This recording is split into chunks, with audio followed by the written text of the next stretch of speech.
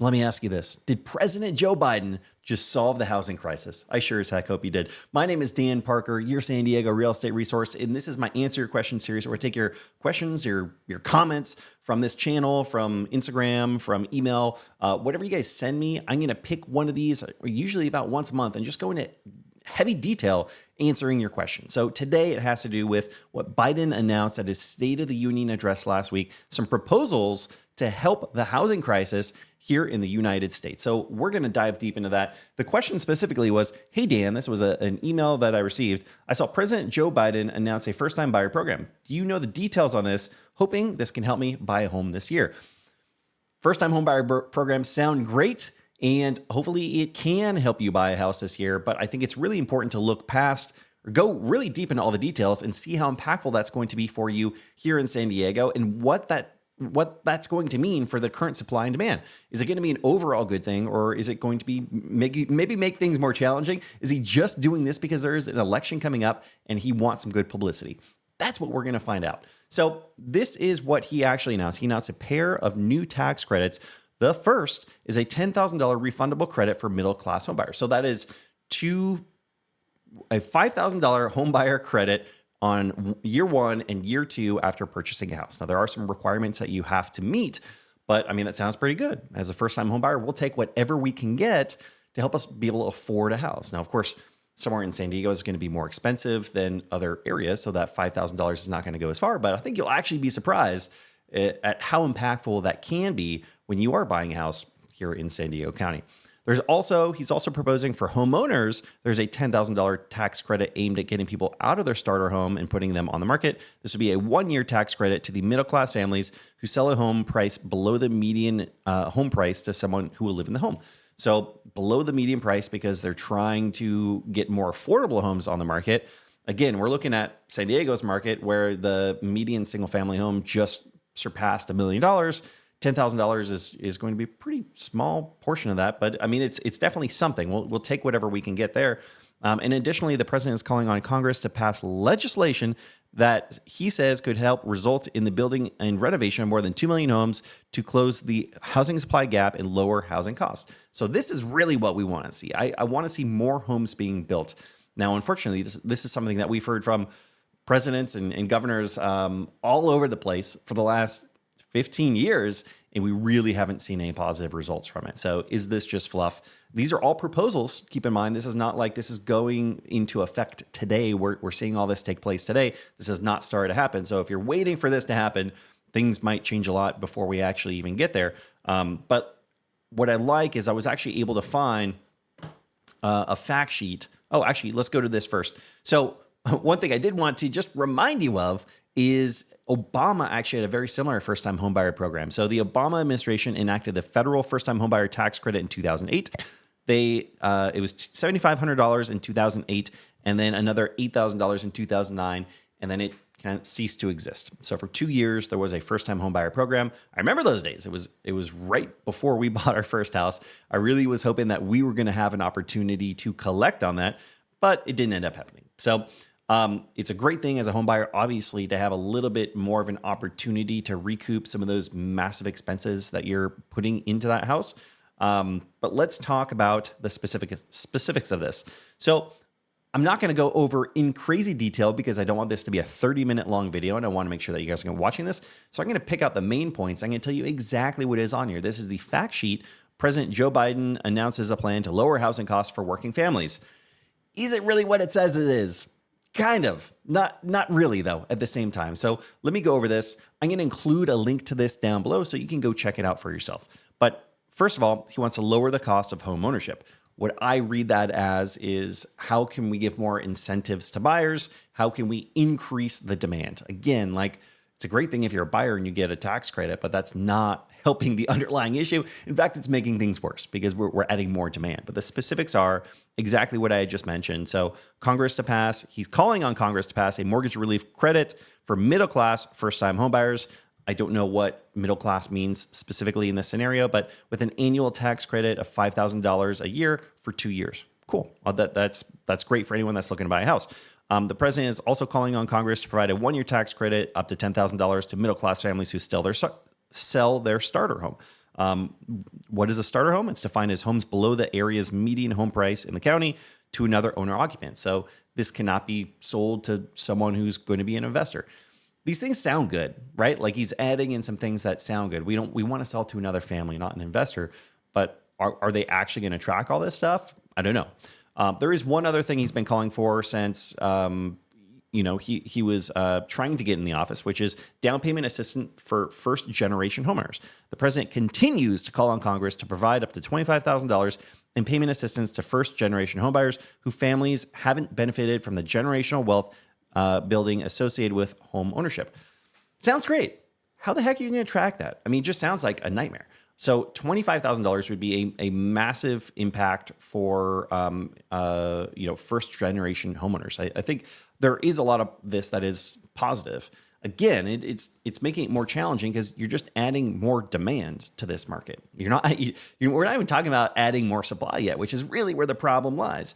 So we're going to make things more competitive. We're going to give more money to more people to buy homes. We're going to drive prices up even more. Is kind of how I'm reading this so far. There are some things he's calling on for lowering costs of refinancing, lowering costs for home mortgages. So there are some other smaller things added in here. That's not going to be a huge factor for a lot of people. Lowering costs by building and preserving 2 million homes. So now we're cooking. Building 2 million homes. That's great. That's exactly what we need. We need some more homes. The unfortunate thing is he's talking about building homes, affordable homes, and then you read the fine print, and it sounds like it's mostly just incentives for rentals and investment properties. So there are three main things here: tax credits to build more housing. He's calling for an expansion of low-income housing tax credit to build or preserve 1.2 million homes, more affordable rental units. Great. He keeps saying this thing, to build or preserve. You'll see that a lot. So build or preserve. We're talking about building 2 million affordable homes. Now we're talking about building or preserving, and rentals come first in every single one of these sentences then before he talks about home ownership or homes for sale. So I feel like I'm reading between the lines here, and it's not looking good. It looks like he wants to add incentives for investors, and he's going to talk about preserving homes the same as building homes. And those are two different things. I don't know what we're talking about here. So, neighborhood homes tax credit. So yeah, okay, tax credits to build more housing. We got it. And innovation fund for housing expansion. So a $20 billion competitive grant fund.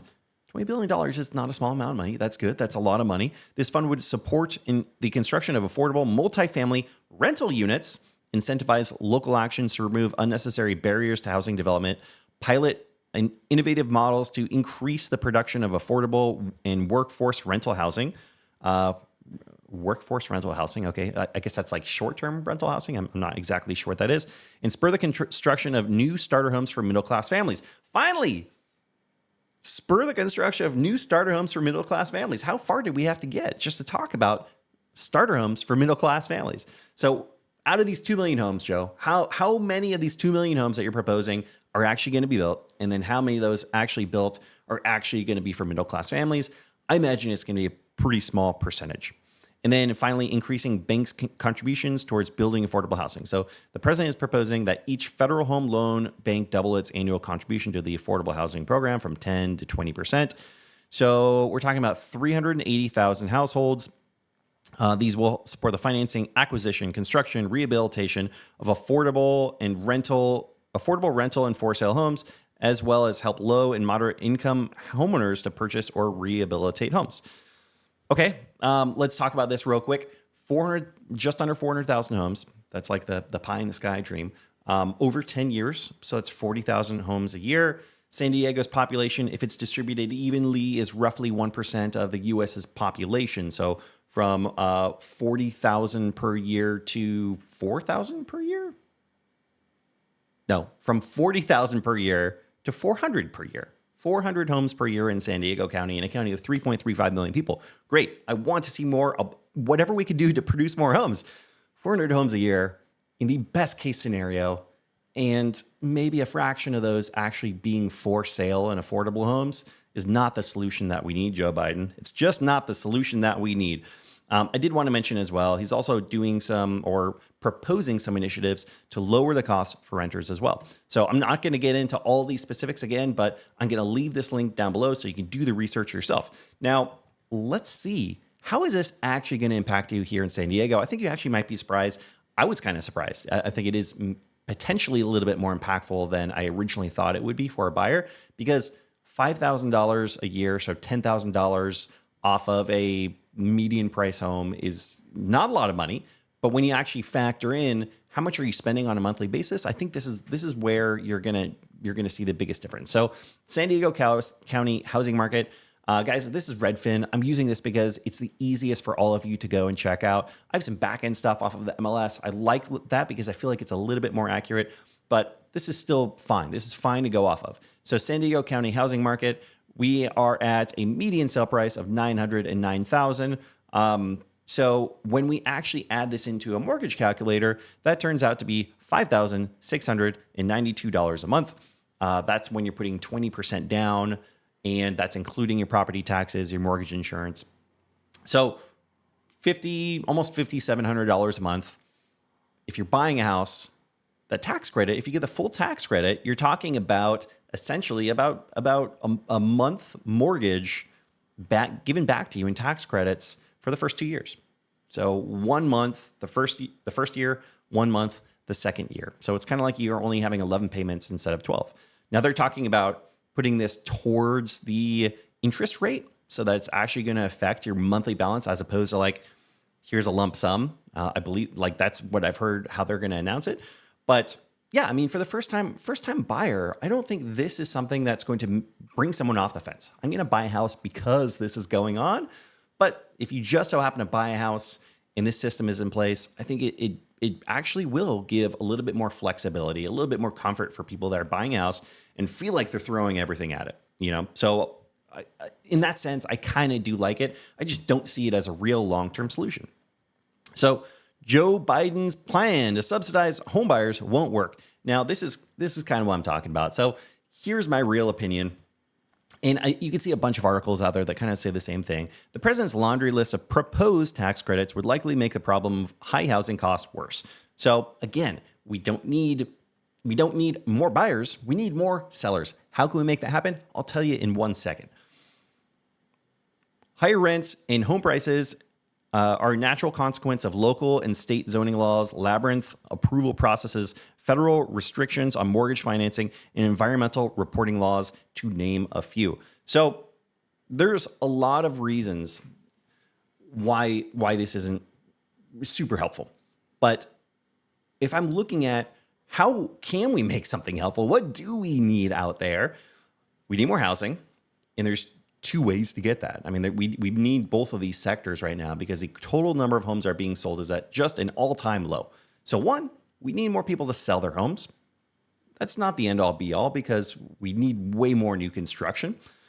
We also need more new construction. The way we get more new construction is we make it easier for builders to build homes. I know we look at people that are developing, large developments of homes, and we think they're just making a killing at selling all those homes. And I mean, a lot of times they do make pretty good money, but there's a lot of risk and a lot of overhead. That's why we see a lot of these places are luxury apartments, luxury homes, because that's the price point they need to sell it at in order to minimize the risk as much as possible. So what we need to see some regulation get in place so that's easier for them to build homes. We don't need to be so restrictive with all these different things that they have to do in order to build a community. And so I think finding ways of making it easier for developers to build more homes is step number one. We also need to help people buy or sell their homes. We need more people to sell their homes because what we have right now, it's referred to in our industry as a lock-in effect. People are locked in with their current mortgage rate.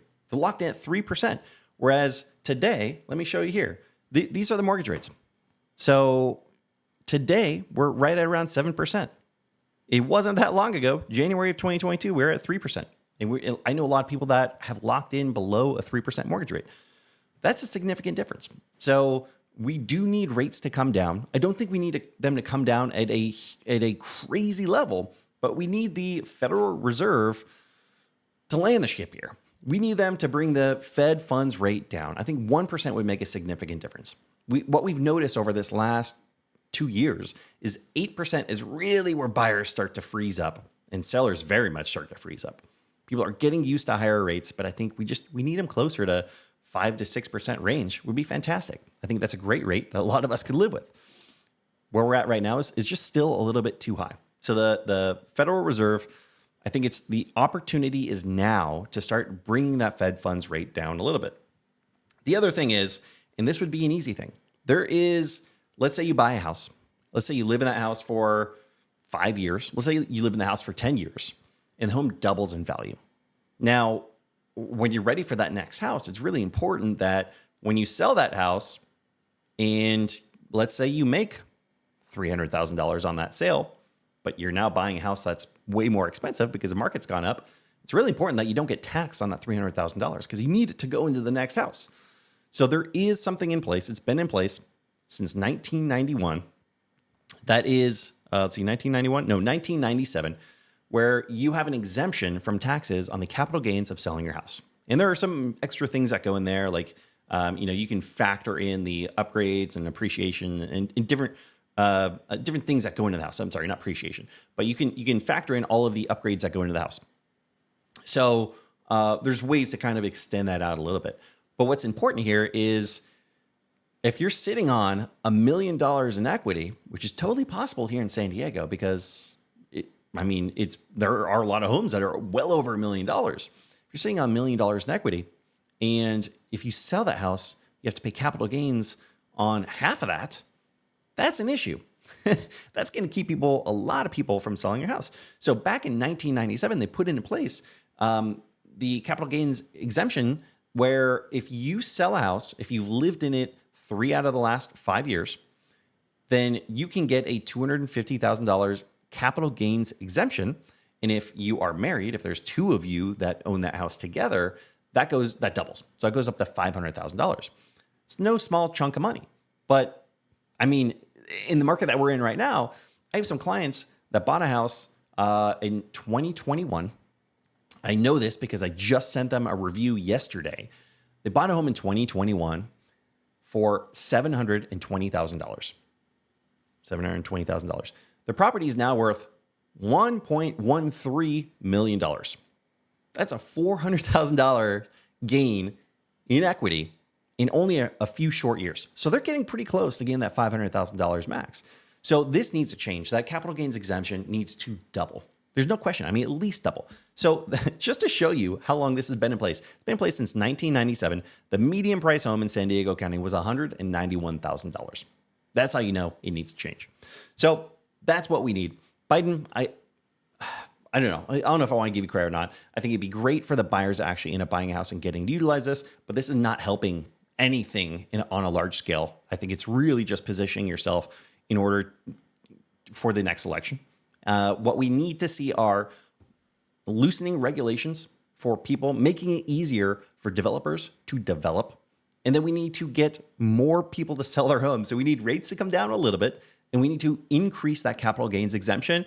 That's all we need. That's all we need. And you can do those things today. That's not that difficult to do. We can make it happen today. And then you don't have to worry about all of these tax incentives. We don't have to worry about spending a lot of money to solve this problem. We can make it happen today, Joe Biden. Let me know what you think. Let me know if you have any other questions, any other comments. I will make an entire video on whatever you want me to make it on. Drop a comment below. Thanks for watching. If you ever want to buy or sell a home in San Diego County, myself, my team, we would love to help. Our contact info is down below. Peace.